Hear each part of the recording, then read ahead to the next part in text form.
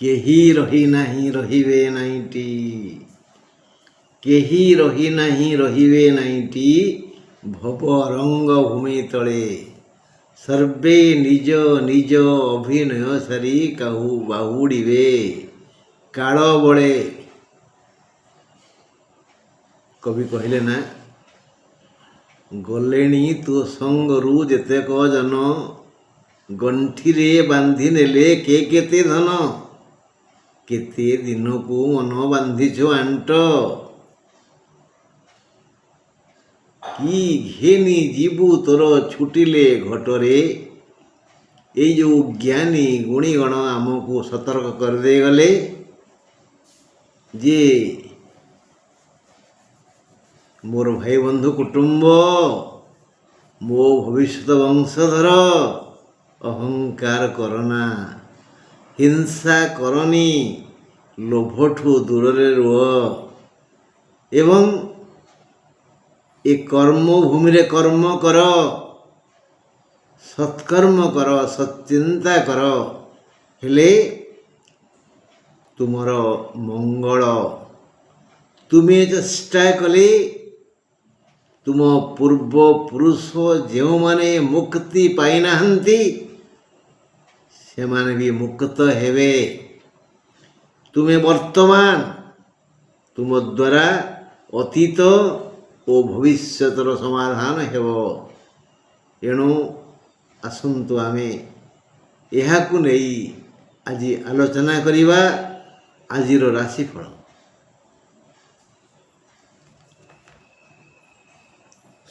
ତାରିଖ ମେଷ ରାଶି ପାଇଁ ଭାଇ ଭଉଣୀଙ୍କର ସହଯୋଗ ଏକ ଲାଭପ୍ରଦ ହେବ। ଆଜି ଭାଇ ଭଉଣୀ ମେଷ ରାଶିଆଙ୍କ ଭାଇ ଭଉଣୀ ଆଜି ସହଯୋଗ କରିବେ। ସବୁ ଦିଗରୁ ଶାନ୍ତି ମିଳିବ ଏହି ଭାଇ ଭଉଣୀଙ୍କ ପାଇଁ। ଆର୍ଥିକ ବିକାଶ ପାଇ ସହଯୋଗ କରିବେ। ପାରିବାରିକ ସୁଖ ଶାନ୍ତି ଅତୁଟ ରହିବ।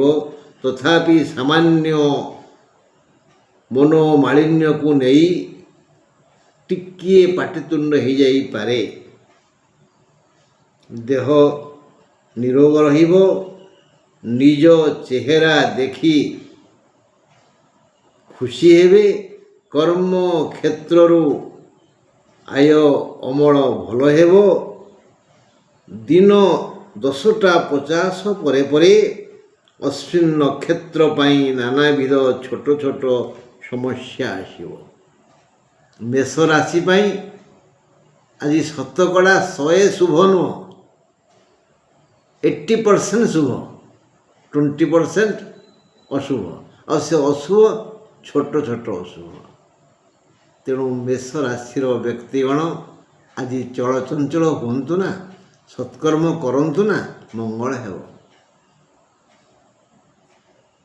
27 ତାରିଖ ବୃଷ ରାଶି ରୋହିଣୀ ନକ୍ଷତ୍ରର ଦିନ 10:50ରୁ ସତର୍କ ରହିବା ଉଚିତ। ଆୟ ହେବ। କର୍ମ ଯୋଜନା ସଫଳ ନ ହୋଇପାରେ।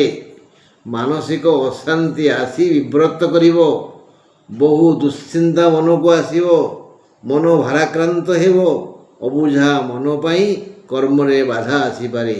କୁଟୁମ୍ବରେ କଳହ ହୋଇପାରେ।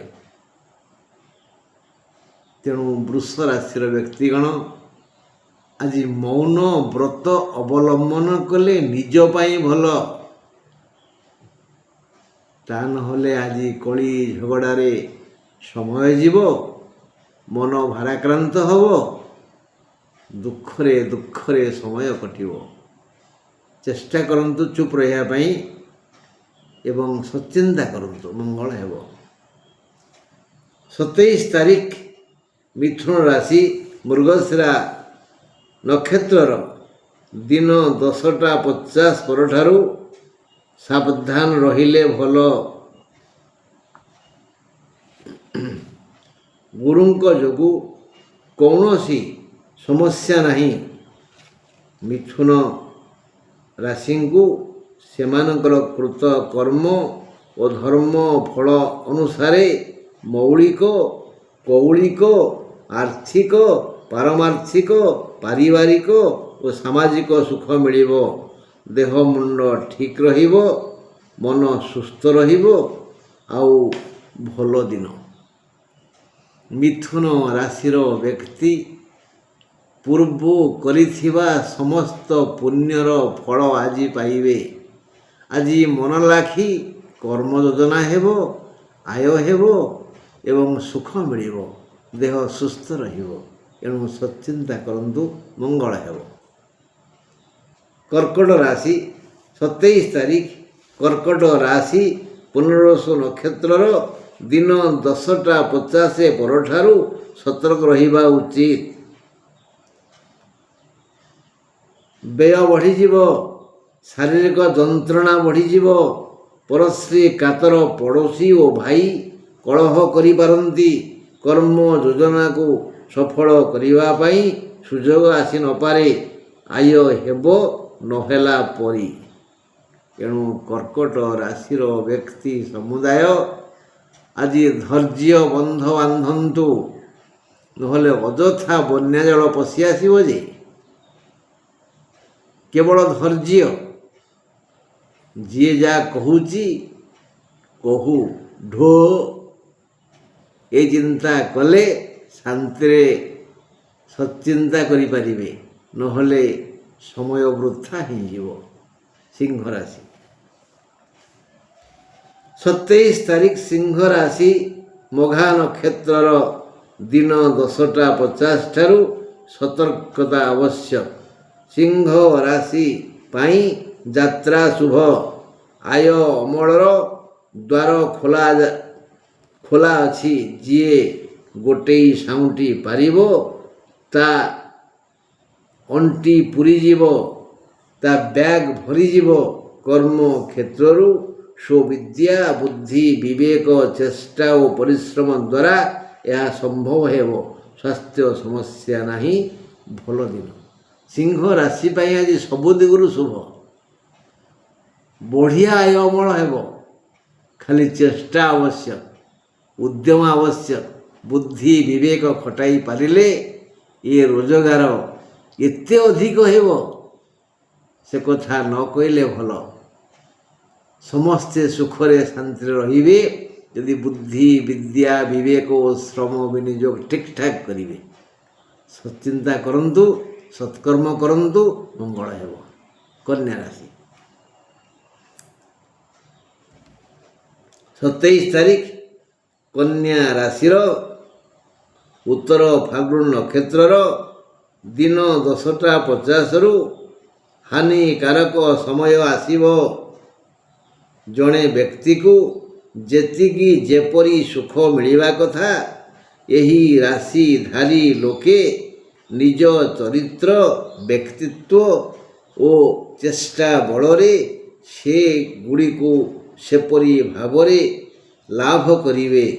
ସମସ୍ତ ଲୌକିକ, ପାରିବାରିକ, ଆର୍ଥିକ, ସାମାଜିକ ସୁଖ ପାଇପାରିବେ। ସେମାନେ ଚଳଚଞ୍ଚଳ ରହି ଆଜି କର୍ମକ୍ଷେତ୍ରକୁ ଏକ ମନ୍ଦିର କରିବେ। ତେଣୁ ଦୁହାଁଳିଆ ଗାଈ ପରି ତାଙ୍କ କର୍ମକ୍ଷେତ୍ର ସେମାନଙ୍କୁ ଆଜି ଧନରୂପୀ ଦୁଗ୍ଧ ଦେବ।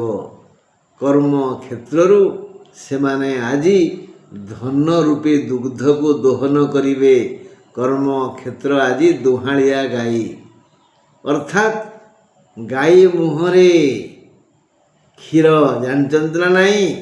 ଗାଈ ମୁହଁରେ କ୍ଷୀର, ତା ପହ୍ନାରେ କ୍ଷୀର ନଥାଏ।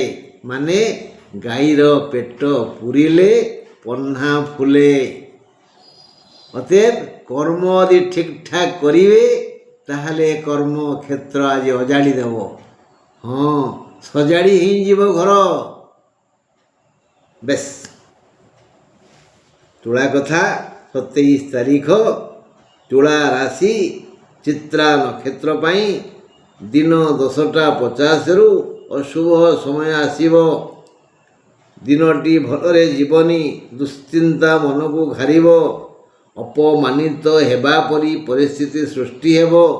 ଏଣୁ ମୌନ ରହି ନିଜ କାମ ନିଜେ କର। ସନ୍ତାନ ସଂକ୍ରାନ୍ତୀୟ କଷ୍ଟ ହୋଇପାରେ। ଦେହ ସମସ୍ୟା ପ୍ରାୟ ନାହିଁ। ଆୟ ଅମଳ ନ ହେବ ବୋଲି ନୁହେଁ, ଯାହା ହେବ ତାହା ସାଧାରଣ ହେବ। ନିଜ ବିବେକାନୁସାରେ କର୍ମ କରିଚାଲ, ସବୁ ସମସ୍ୟାର ସମାଧାନ ହେବ। ଆଜି ତୁଳା ରାଶି ପାଇଁ ମାଇନସ୍ ପଏଣ୍ଟ ଅଧିକ, ପ୍ଲସ୍ ପଏଣ୍ଟ କମ୍। 70% ସମସ୍ୟା, 30% ନିର୍ମଳ ଭାବ। ତେଣୁ ସବୁଥିରେ ଧୈର୍ଯ୍ୟ ଆବଶ୍ୟକ। ସତ୍ଚିନ୍ତା କରନ୍ତୁ, ସତ୍କର୍ମ କରନ୍ତୁ, ମଙ୍ଗଳ ହେବ। ବିଛା ରାଶି 27 ତାରିଖ, ବିଛା ରାଶି ବିଶାଖା ନକ୍ଷତ୍ରର ଦିନ 10ଟା 50ରୁ ଅଶୁଭ ସମୟ ଆସିବ, ଆଉ ଅଧିକ କଷ୍ଟ ଦେବ। ଶୁକ୍ରବାର ହେତୁ ବିଛା ରାଶିର ଘାତ ବାର। ବିଛା ରାଶି ମହିଳାଙ୍କର ଘାତ ଚନ୍ଦ୍ର, ମାନେ ମହିଳାମାନଙ୍କର ଦୁଇ ଆଡ଼ୁ ହାନି। ତେଣୁ ଆଜି ଡର ଲାଗୁଛି ଆକ୍ସିଡେଣ୍ଟ ହେଇଯାଇପାରେ। ବିଛା ରାଶିଙ୍କର ଆଜି ବିଶେଷ ମହିଳାମାନଙ୍କର, ବିଛା ରାଶି ମହିଳାମାନଙ୍କ ପାଇଁ ଆଜି ବଡ଼ ବିପଦପୂର୍ଣ୍ଣ ଦିନ। ଘାତ ଚନ୍ଦ୍ର, ଘାତ ବାର, ଆକ୍ସିଡେଣ୍ଟ ହୋଇଯାଇପାରେ, ମାନେ ଧକ୍କା ଭୟ ଅଛି। ଅନ୍ୟଥା ଆପେ ଆପେ କେଉଁଠି ବାଡ଼େଇ ପିଟି ହୋଇପାରନ୍ତି, ସାବଧାନ। ଆଜି ଆପଣ ପର ପାଇଁ ଖଟିବେ, ପ୍ରଶଂସା ପାଇବେନି, ବଦନାମ ମିଳିବ। ଯାନବାହନ ବାଟ ଘାଟରେ ରାସ୍ତା ମଝିରେ ହଇରାଣ କରିପାରେ। ଭଲ ଦିନ ନୁହେଁ। ଚେଷ୍ଟା କରନ୍ତୁ ଦିନକୁ ଭଲ ଭାବରେ ଗଢ଼ିବା ପାଇଁ।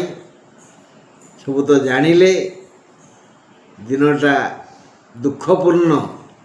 ବ୍ୟକ୍ତି ଚାହିଁଲେ ଦୁଃଖକୁ ବା ସୁଖ କରିପାରେ ବୋଲି ଜ୍ଞାନୀ କହନ୍ତି। ମୁଁ କିଛି କହୁନି ମ। ଧନୁରାଶି 27 ତାରିଖ, ଧନୁ ରାଶି ମୂଳା ନକ୍ଷତ୍ରର ଦିନ 10ଟା 50ରୁ ସତର୍କ ରହିଲେ ଭଲ। ଏହି ରାଶି ହିଁ ଭାଗ୍ୟଲକ୍ଷ୍ମୀକୁ ନିମନ୍ତ୍ରଣ କରିପାରିବେ। କାରଣ ଆଜି ଧନୁରାଶି ଉପରେ ଭାଗ୍ୟଲକ୍ଷ୍ମୀ ପ୍ରସନ୍ନ ଅଛନ୍ତି। ଉଦ୍ୟମ ବଳେ ସର୍ବସିଦ୍ଧି।